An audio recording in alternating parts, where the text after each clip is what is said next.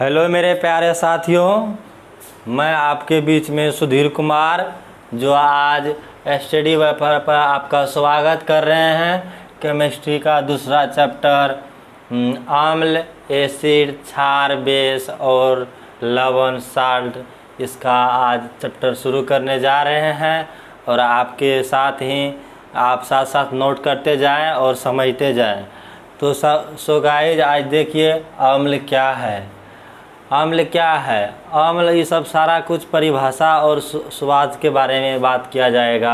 किसका कैसा रंग होता है, किसको कैसे पहचाना जाता है, किसका कितना पीएच मान होता है, ये सारे बातों को देखते हुए किसका कौन सा रासायनिक नाम है, किसका यही सब बात, और कौन हाइड्रोजन आयन देता है, कौन माइनस देता है, कौन प्लस देता है, यही सब समझेंगे।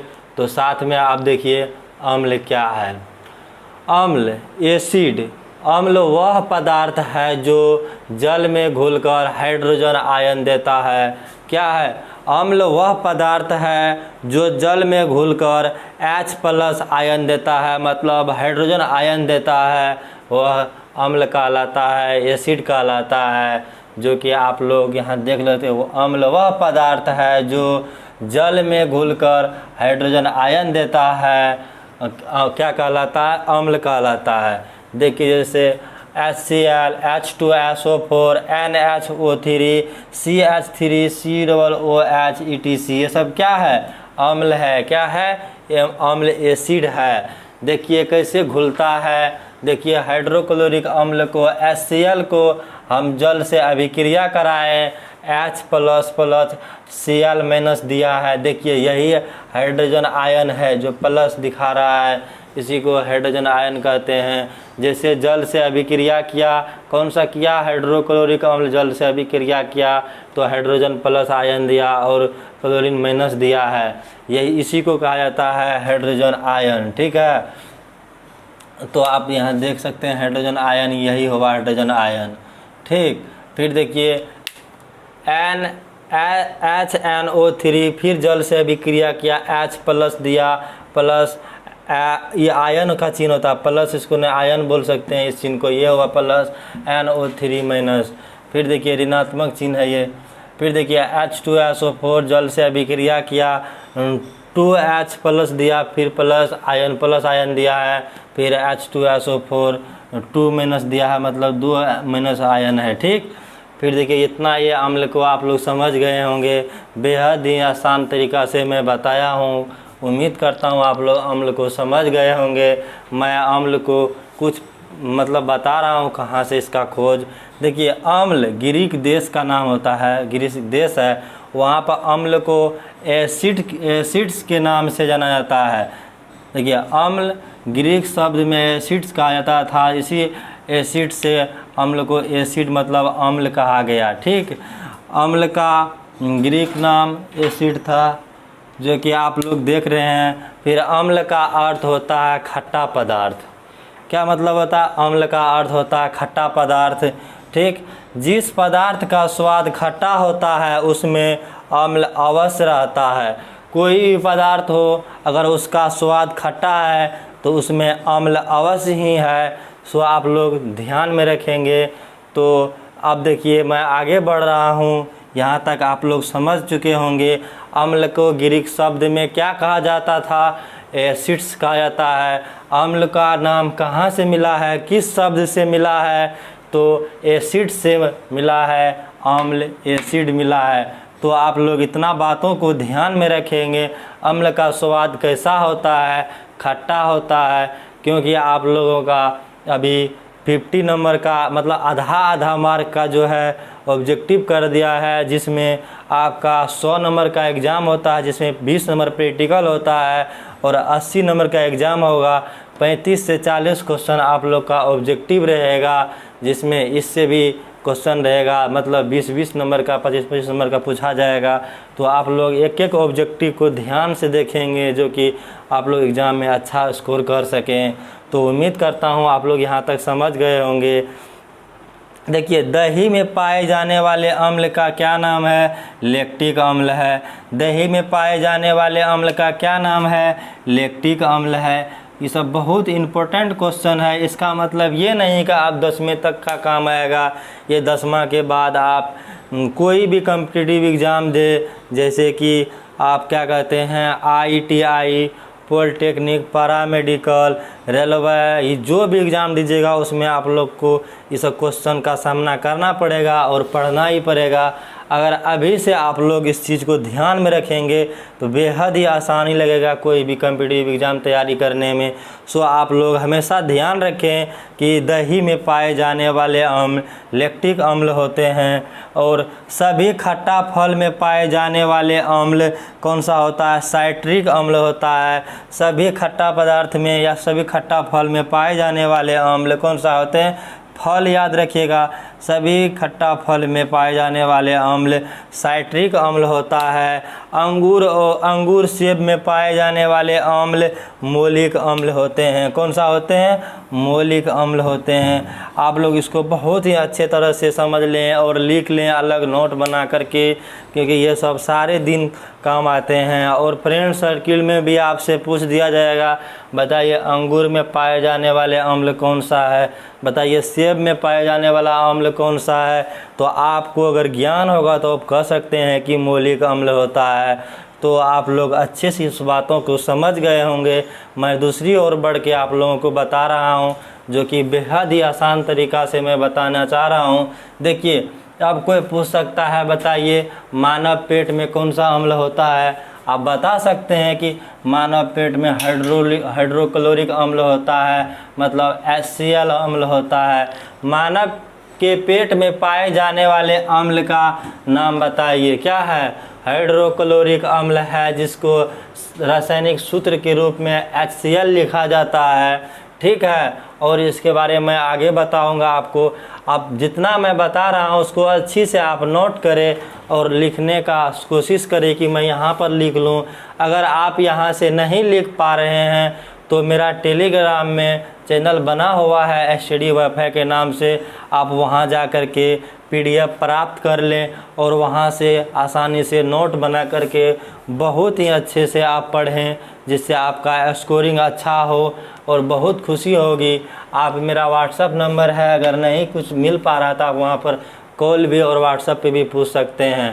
तो अब बता, यहाँ तक आप लोग समझ ही गए होंगे। अब हम आते हैं अम्ल के अवस्था पे, अम्ल के कितने अवस्था होते हैं, और फिर आगे मैं बढ़ रहा हूँ।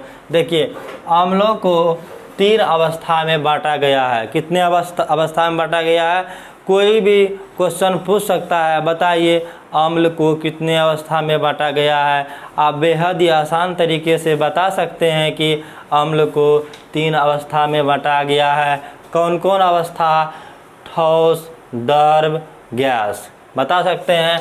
अब तीनों को मैं एक एक करके बता रहा हूं और आप साथ ही साथ लिखते चलें।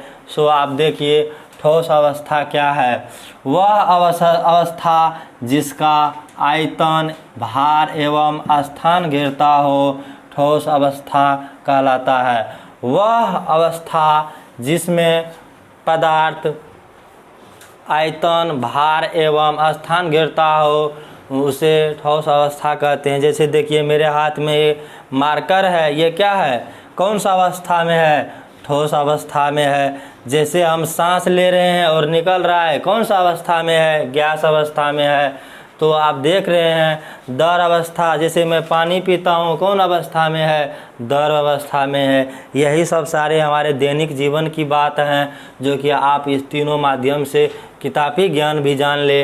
वैसे तो हमारे जीवन में सारा बात केमिस्ट्री से रिलेटिव और बायोलॉजी से रिलेटिव होता है, इसलिए बेहद ज़रूरी होता है कि हम केमिस्ट्री पढ़े, बायोलॉजी पढ़े, फिजिक्स पढ़े और अच्छा से अच्छा ज्ञान और जीने का आधार हम लोग को मिल सके। तो आप देखें ठोस अवस्था क्या है, वह पदार्थ जिसका आयतन, भार एवं स्थान घेरता हो, ठोस अवस्था कहलाता है। लैक्टिक अम्ल, ऑक्जेलिक अम्ल, टार्टरिक अम्ल, साइट्रिक अम्ल, ये सब सारा जो है ठोस अवस्था में होता है, ITC। ठीक, यहाँ तक आप समझ गए। अब देखिए द्रव अवस्था के बात हम बोल रहे हैं, वह वस्तु जिसका आयतन और भार दोनों होता है, क्या होता है, आयतन भी होता है और भार भी होता है, वह वस्तु द्रव अवस्था कहलाता है। क्या दोनों होता है तो द्रव अवस्था कहलाता है। जैसे सल्फ्यूरिक अम्ल, साइट्रिक अम्ल, एसिटिक अम्ल और नाइट्रिक अम्ल ETC, ये सब क्या है, द्रव अवस्था में रहता है ये अम्ल। अब ध्यान में रखें ये बातों को। अब देखिए, अब आपसे प्रश्न इस तरह से पूछा जा सकता है, बताइए द्रव अवस्था वाले कौन सा अम्ल है। आपको 4 ऑब्जेक्टिव में 4 ऑप्शन दिया रहेगा, जिसमें से सल्फ्यूरिक अम्ल दिया रहेगा, बाकी बात गैस और ठोस अवस्था का आपको दिया रहेगा। तो आसानी से आप पहचान सकते हैं कि हमारे सल्फ्यूरिक अम्ल जो है द्रव अवस्था में रहता है। आप देखे होंगे बैटरी का पानी को ही सल्फ्यूरिक अम्ल उसमें रहता है, देखे होंगे द्रव अवस्था में रहता है। अगर कहीं ले जाने में थोड़ा दिक्कत होती है, कपड़ा पे गिर जाने पर कपड़ा ख़राब हो जाता है, तो आप लोग ध्यान में रखेंगे कि द्रव अवस्था में यही सल्फ्यूरिक अम्ल, एसिटिक अम्ल एवं नाइट्रिक अम्ल ये सब रहते हैं। तो आप लोग हमेशा ध्यान रखें इस बातों की, ऑब्जेक्टिव कहीं से बोर्ड बनाकर दे सकते हैं। तो आप देखिए, आप यहाँ तक समझ गए होंगे। अब मैं नंबर 3 गैस अवस्था के बात में बोल रहा हूँ। गैस अवस्था क्या है, वह पदार्थ जिसका कोई निश्चित आकार एवं आयतन नहीं होता है उसे गैस अवस्था कहते हैं। जैसे हाइड्रोक्लोरिक अम्ल, HCl अम्ल, इसका क्या होता है, ये गैस अवस्था में रहता है, इसे हम हाइड्रोक्लोरिक अम्ल कहते हैं। सो आप लोग इस सारी बातों को अच्छी तरह समझ गए होंगे। मैं उम्मीद करता हूं कि आप अच्छी से समझ के नोट बनाते होंगे।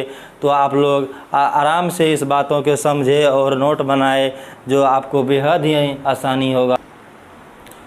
तो साथी आप देखिए, अम्ल के शक्ति के आधार पर 2 वर्गों में बांटा गया है। कितने आधार में, शक्ति के आधार पर अम्ल को 2 वर्गों में बांटा गया है। अम्ल को शक्ति के आधार पर अम्ल को 2 वर्गों में बांटा गया है। कितने वर्गों में बांटा गया है, 2 वर्गों में बांटा गया है। सो आप देख सकते हैं, प्रबल अम्ल, नंबर 2 दुर्बल अम्ल। कौन सा, प्रबल अम्ल एवं दुर्बल अम्ल, स्ट्रॉन्ग एसिड एवं वीक एसिड। अम्ल को कितने भाग में बांटा गया है शक्ति के आधार पर, आपको पूछ सकता है क्वेश्चन में, ऑब्जेक्टिव में। बताइए अम्ल को शक्ति के आधार पर कितने वर्गों में बांटा गया है। आप बता सकते हैं कि अम्ल को शक्ति के आधार में 2 वर्गों में बांटा गया है। और देख सकते हैं अम्ल को 2 वर्गों में बांटा गया है। कौन कौन, अम्ल को प्रबल अम्ल एवं दुर्बल अम्ल। आप बता सकते हैं, एग्जाम में भी पूछ सकता है, बताइए कि अम्ल को शक्ति के आधार पर कितने वर्गों में बांटा गया है। दोनों जो वर्ग है उसको परिभाषित करें। आप आंसर दे सकते हैं, अम्ल को शक्ति के आधार पर 2 वर्गों में बांटा गया है। नंबर 1 प्रबल अम्ल, नंबर 2 दुर्बल अम्ल। दोनों को परिभाषित करके आप आंसर बेहद ही सरल तरीक़ा से और अच्छी शब्द में लिख करके आप अच्छे अंक प्राप्त कर सकते हैं। तो आप देखें प्रबल अम्ल क्या है, वे अम्ल जो जल में घुलकर लगभग पूर्णतः आयनित होकर हाइड्रोजन आयन H+ प्रदान करता हो, प्रबल अम्ल कहलाता है। वे अम्ल जो जल में लगभग, मतलब घुलकर, लगभग नहीं तो पूर्णतः, लगभग या पूर्णतः जल में घुलकर लगभग या पूर्णतः आयनित होता है, हाइड्रोजन आयनित देता है, उसे हम क्या कहते हैं, प्रबल अम्ल कहते हैं। क्या कहते हैं, प्रबल अम्ल कहते हैं। वे अम्ल जो जल में घुलकर मतलब लगभग या पूर्णतः आयनित होकर के हाइड्रोजन आयन प्रदान करता है, उसे प्रबल अम्ल कहते हैं। जैसे सल्फ्यूरिक अम्ल H2SO4, नाम के साथ साथ इसका सूत्र भी याद करते जाएं, जो कि एक बार ही बढ़ना पड़ेगा और धीरे धीरे याद करने से, जानते हैं एक बूंद बूंद भरने से घड़ा भर जाता है, तो एक एक अगर याद करते जाएंगे तो पूरा केमिस्ट्री का अच्छा सूत्र सब याद हो सकता है, रासायनिक सूत्र याद हो जाएगा, तो आपको कहीं दिक्कत नहीं होगा। फिर देखिए हाइड्रोक्लोरिक अम्ल HCl अम्ल, अमोनियम अम्ल NHO3 ETC, ये सारा क्या हुआ? परवल अम्ल हुआ। क्या हुआ? परवल अम्ल हुआ। तो आप लोग अच्छे से समझ गए होंगे परवल अम्ल क्या है। वे अम्ल जो जल में घुलकर पूर्णतः आयनित होकर हाइड्रोजन आयन प्रदान करता है उसे परवल अम्ल कहते हैं। जैसे सल्फ्यूरिक अम्ल, हाइड्रोक्लोरिक अम्ल, अमोनियम अम्ल। तो आप लोग इसको नोट करें और समझें। अब देखिए दुर्बल अम्ल क्या है? वे अम्ल जो जल में घुलकर सिर्फ आंशिक रूप में ही आयनित होता है, पूर्णतः आयनित नहीं होता है, उसे दुर्बल अम्ल कहते हैं। वैसा अम्ल जो जल से अभिक्रिया करके पूरी तरह नहीं, मतलब पूर्णतः नहीं घुलता है, आंशिक रूप से ही घुलता है, उसे हम दुर्बल अम्ल कहते हैं। जैसे देखिए कार्बोनिक अम्ल, एसिटिक अम्ल, ये ETC, ये सब क्या है? ये सब दुर्बल अम्ल है जो कि पूर्णतः जल में नहीं घुलता है। सो आप लोग दुर्बल अम्ल को भी समझ गए होंगे और हम फिर से एक बार रिवाइज कराते हैं। वे अम्ल जो जल में घुलकर सिर्फ आंशिक रूप में ही आयनित होता है या पूर्णतः आयनित नहीं होता है, उसे हम दुर्बल अम्ल कहते हैं। तो आप लोग देख सकते हैं कार्बोनिक अम्ल H2CO3, एसिटिक अम्ल CH3COOH, ये एसिटिक अम्ल हुआ। ये दोनों अम्ल जो है क्या है? दुर्बल अम्ल है। आप देख लिए ये दुर्बल अम्ल और परवल अम्ल को परिभाषा देख लिए और समझ गए। आप देखिए मैं आगे बढ़ रहा हूँ। फिर देखिए सांद्र विलयन क्या है? पूछ सकता है क्वेश्चन, सांद्र विलयन क्या है? समझिए सांद्र विलयन क्या है। जब विलयन में अम्ल की अधिक मात्रा उपस्थित रहती है तो उसे सांद्र विलयन कहते हैं। जैसे देखिए कोई भी चीज़ का मिक्सी होता है, जैसे देखिए जिसमें जिसका मात्रा अधिक मात्रा, अगर जिसमें अम्ल की मात्रा अधिक होगा विलयन में तो उसको सांद्र विलयन कहेंगे। वह विलयन जब विलयन में अम्ल की अधिक मात्रा उपस्थित रहती है तो उसे सांद्र विलयन कहते हैं। सांद्र विलयन में जैसे पानी का मात्रा कम रहेगा और अम्ल की मात्रा अधिक रहेगा, उसे हम सांद्र विलयन कहेंगे। और देखिए सांद्र विलयन में जल की मात्रा कम से कम रहती है। ये पॉइंट है, आप देख सकते हैं, ऑब्जेक्टिव में पूछ सकता है। बताइए सांद्र विलयन में जल की मात्रा क्या होती है? न ऑब्जेक्ट दिया रहेगा ऑप्शन में, अधिक होता है, कम होता है, फिर देगा ए बी दोनों, फिर इसमें से कोई नहीं। आप बता सकते हैं सांद्र विलयन में जल की मात्रा कम रहती है तो आपका ऑब्जेक्टिव सही होगा। तो आप सांद्र विलयन समझ गए होंगे। अब देखिए आप तनु विलयन के बारे में समझिए। जब विलयन में अम्ल की मात्रा अपेक्षाकृत कम रहती है तो उसे तनु विलयन कहते हैं। जस्ट इसका उल्टा होता है तनु विलयन। तनु विलयन में जल की मात्रा अधिक होती है और अम्ल की मात्रा कम होते हैं, उसे हम तनु विलयन कहते हैं, जो कि बेहद ही आसान तरीक़ा से लिख करके समझा रहे हैं आपको और समझे आप। तनु विलयन क्या है? जब विलयन में अम्ल की मात्रा अपेक्षाकृत कम रहती है तो उसे तनु विलयन कहते हैं। क्या कहते हैं? तनु विलयन कहते हैं। तनु विलयन में जल की मात्रा अधिक होती है। क्या होती है? तनु विलयन में जल की मात्रा अधिक होती है। तो आप यहाँ तक समझ गए होंगे, अच्छी तरह से लिख लिए होंगे। और आप नहीं लिख पा रहे हैं साथ साथ तो आप वीडियो को रोक करके, क्लास को रोक करके आप नोट बनाए, अच्छे से समझ ले, उसके बाद आगे देखें। कोई धड़फड़ी से नहीं, एक बार में नहीं हो पा रहा है, दूसरा बार देखिए, समझे। बहुत ही काम का चीज़ है ये, आप लोग इंटर में पढ़िएगा, ये सब चीज़ का जानकारी नहीं रहेगा, बहुत ही दिक्कत का सामना करना पड़ता है स्टूडेंट को। इसलिए अभी साथ साथ ही सारे बातों को समझते चले और अच्छा होगा, नोट बना के रखे, रिवाइज करते चले और एग्ज़ाम में ही बेहद इम्पोर्टेंट होगा। अब मैं जो क्वेश्चन बता रहा हूँ अम्ल का गुण, ये तो पूछा ही जाता है, इसको मस्ट वीवीआई कर ले। वैसे तो सारा क्वेश्चन वीवीआई होता है, लेकिन ये मस्ट वीवीआई है, इम्पोर्टेंट है। तो देखिए अम्ल का गुण, प्रॉपर्टीज ऑफ एसिड, इसका देखिए इसका स्वाद खट्टा होता है, अम्ल का स्वाद खट्टा होता है। नंबर 2, यह लिटमस पत्र को लाल कर देता है। क्या करता है? लिटमस पत्र को लाल कर देता है। लिटमस पत्र क्या है? कोई पदार्थ है। क्या है? कोई पदार्थ है जिसको अम्ल क्या करता है? लाल कर देता है। इसका पीएच मान 7 से कम होता है। अम्ल का जो पीएच मान होता है 7 से कम होता है, जो बेहद इम्पोर्टेंट है। इसी क्लास में मैं दिखाऊंगा अम्ल को पीएच मान कैसे 7 से कम होता है और 7 से ज़्यादा कैसे होता है तो क्षार कहलाता है, और 7 पर जो रहता है तो उदासीन कहलाता है। ये सारी बात का डिस्कस होगा। अभी आप इतना ही समझे कि अम्ल का पीएच मान 7 से कम होती है। अम्ल का पीएच मान 7 से कम होती है। ये बहुत ही क्वेश्चन पूछने लायक होता है। ये सब क्वेश्चन ऑब्जेक्टिव इसी से निकलता है। लोग कहता है सब्जेक्टिव क्या पढ़ेंगे, ऑब्जेक्टिव पढ़ते हैं पास कर जाएंगे। ऐसा नहीं सोचिए, सब्जेक्टिव पढ़ने से ऑब्जेक्टिव आसान होता है और एग्ज़ाम में अच्छा स्कोरिंग होता है। इसी सब चीज़ पर ध्यान रखें आप लोग। यह क्षार को उदासीन करता है। क्या करता है? अब क्वेश्चन बताइए, ऑब्जेक्टिव में पूछ लिया जाए, बताइए क्षार को उदासीन कौन करता है? उसमें दे दिया जाएगा लवण, जल, अम्ल, और इसमें से कोई नहीं। तो आप क्या समझ रहे हैं कि क्षार को उदासीन कौन करता है? तो अम्ल करता है। कौन करता है? तो अम्ल करता है। क्षार को उदासीन कौन करता है? तो अम्ल करता है। यह क्षार को उदासीन कर देता है। आप समझ जाएं बातों को। 5 गो बात है, इसको दिमाग में बैठा लें।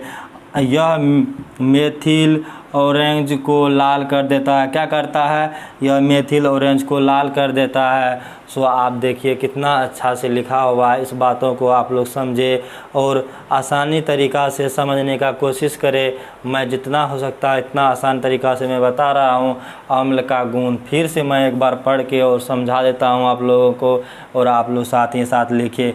अम्ल का स्वाद खट्टा होता है। कितना आसान बात है। यह लिटमस पत्र को लाल कर देता है। इसका पीएच मान 7 से कम होता है। यह क्षार को उदासीन कर देता है। यह मेथिल ऑरेंज को लाल कर देता है। तो आप लोग इतना ही सारी बात को समझ गए होंगे, नोट कर लिए होंगे। अब आपको इससे मैं आगे बता रहा हूँ। तो आप लोग देखिए, अब यहाँ पे सूचक को परिभाषित कर रहे हैं। सूचक वह पदार्थ है जो अपने रंग परिवर्तन के द्वारा अम्लीय, क्षारीय और उदासीन होने का सूचना देता है, उसे हम सूचक कहते हैं। तो सूचक समझ गए। सूचक वह पदार्थ है जो अपने रंग परिवर्तन के द्वारा अम्लीय, क्षारीय और उदासीन होने की सूचना प्रदान करता है, उसे हम सूचक कहते हैं। ठीक। अब देखिए, समानतः सूचक 3 होते हैं। नंबर 1 लिटमस पत्र, मेथिल ऑरेंज और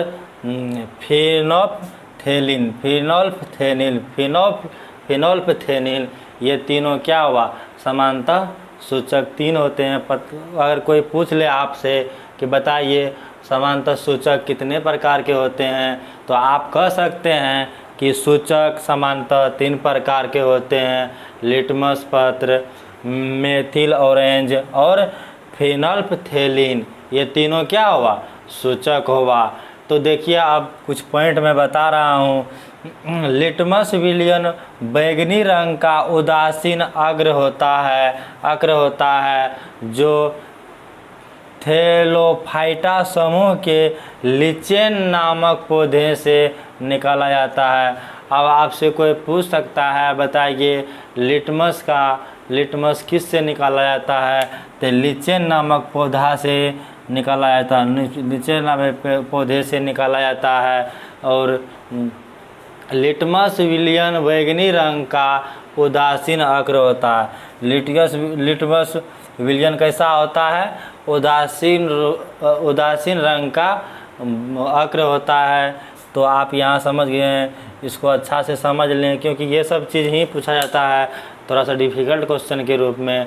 लिटमस विलियन बैंगनी रंग का उदासीन अक्र होता है जो थैलोफाइट समूह के लिचेन नामक पौधे से निकाला जाता है। तो आप यहाँ तक समझ गए।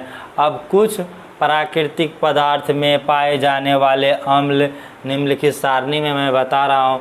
कुछ प्राकृतिक पदार्थ में जो अम्ल पाए जाते हैं उसका कुछ मैं बता चुका हूँ और कुछ मैं बता रहा हूँ। देखिए, नींबू और संतरा एवं नींबू में जो पाया जाता है साइट्रिक अम्ल होता है। इमली में मौलिक अम्ल नहीं होता, इमली में दूसरा अम्ल होता है। तो यहाँ आप देखिए, इमली का थोड़ा बता देंगे।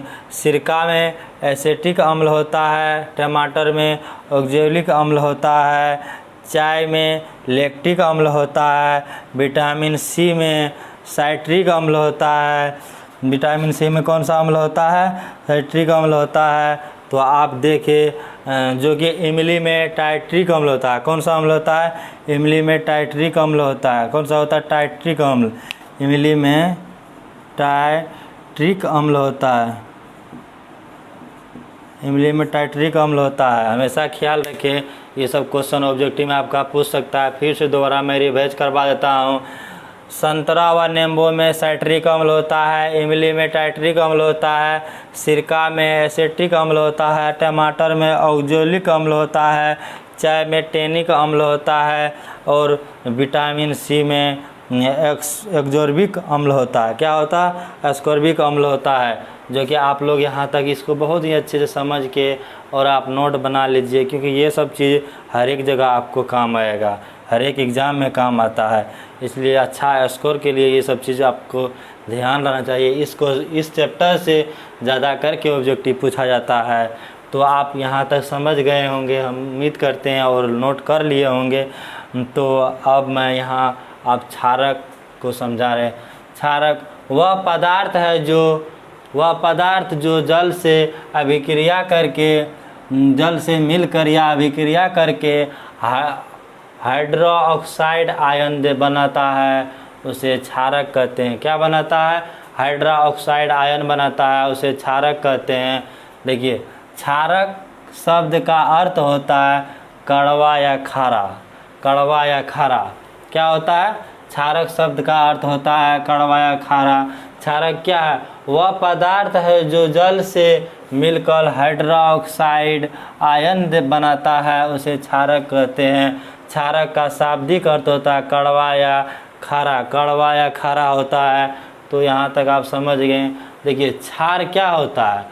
क्षारक के समान विलयन के क्षार कहते हैं। क्षारक के समान विलयन को क्षार कहते हैं। क्षार किसे कहते हैं? क्षारक के समान विलयन को क्षार कहते हैं। क्या कहते हैं? क्षार कहते हैं। समान विलयन मतलब क्या होगा? साधारण विलयन मतलब नॉर्मल विलयन जो रहेगा क्षारक का, उसे हम क्षार कहेंगे। ठीक है, तो यहाँ तक आप समझ गए हैं। देखिए, शक्ति के आधार पर भस्म को दो वर्गों में बांटा गया। भस्म को दो वर्गों में बांटा गया। नंबर 1 प्रबल भस्म, नंबर 2 दुर्बल भस्म। तो देखिए, अब प्रबल भस्म को मैं समझा रहा हूँ। अब देखिए, वे भस्म जो जलीय विलयन में लगभग पूर्णतः आयनित होकर काफ़ी मात्रा में हाइड्रोक्साइड आयन OH- प्रदान करता है, प्रबल भस्म या प्रबल क्षार कहते हैं। क्या कहते हैं? प्रबल भस्म, प्रबल क्षार कहते हैं। वे भस्म जो जलीय विलयन में लगभग या पूर्णतः आयनित होकर के काफ़ी मात्रा में हाइड्रोक्साइड आयन OH- प्रदान करता है, प्रबल भस्म कहलाता है या प्रबल क्षार कहलाता है। जैसे sodium hydroxide NaOH, potassium hydroxide KOH, ये क्या हुआ, परवल अम्ल का एग्जाम्पल हुआ, परवल भाष्म का एग्जाम्पल हुआ। आप समझ गए होंगे परवल भाष्म क्या है, इसका कौन कौन सा एग्जाम्पल हो सकता है, ये भी समझ गए। अब देखिए दुर्बल भाष्म क्या है, वे भाष्म जो जलीय विलयन में सिर्फ अंशतः आयनित होकर कम मात्रा में हाइड्रोक्साइड आयन OH- प्रदान करता है, दुर्बल भाष्म या दुर्बल क्षार कहते हैं। जैसे ammonium hydroxide NH4OH, calcium hydroxide CaOH का होल टू बेज, मैग्नीशियम हाइड्रोक्साइड ETC, ये एग्जाम्पल जो है दुर्बल भाष्म का है। तो आप लोग ये सारी बात को समझ गए होंगे। अब देखिए एग्ज़ाम में पूछा जा सकता है कि बताइए शक्ति के आधार पर भस्म को कितने वर्ग में बांटा गया। आप बता सकते हैं शक्ति के आधार पर भस्म को 2 भागों में बांटा गया है। नंबर 1 परवल भाष्म, नंबर 2 दुर्बल भाष्म। तो आप इस सब को समझ गए होंगे और नोट कर लिए होंगे। इसी प्रकार से मैं अम्ल के बारे में परवल अम्ल और दुर्बल अम्ल बताए हैं। उसके बाद किसका कितना ये होता है, किस पदार्थ में कौन सा अम्ल पाए जाते हैं, ये सारी बात को मैं बताने का कोशिश किया हूँ, जो कि आप लोग समझ गए होंगे। तो अगर आपको ये अच्छा लगा हो क्लास तो इस चैनल को सब्सक्राइब करें और शेयर करें। और मेरा व्हाट्सअप नंबर है, इस पे आप व्हाट्सअप पर भी जुड़ सकते हैं ग्रुप से। तो मैं समझ सकता हूँ फ्रेंड कि आप अच्छी तरह समझ गए होंगे और नोट कर लिए होंगे। जो फ्रेंड को नहीं समझ आया दोबारा से देखें, दोबारा से रिपीट करके देखें और दोबारा से लिखिए। जो यहाँ से PDF नोट नहीं बना पाए PDF टेलीग्राम ग्रुप से लोड कर ले। तो थैंक यू।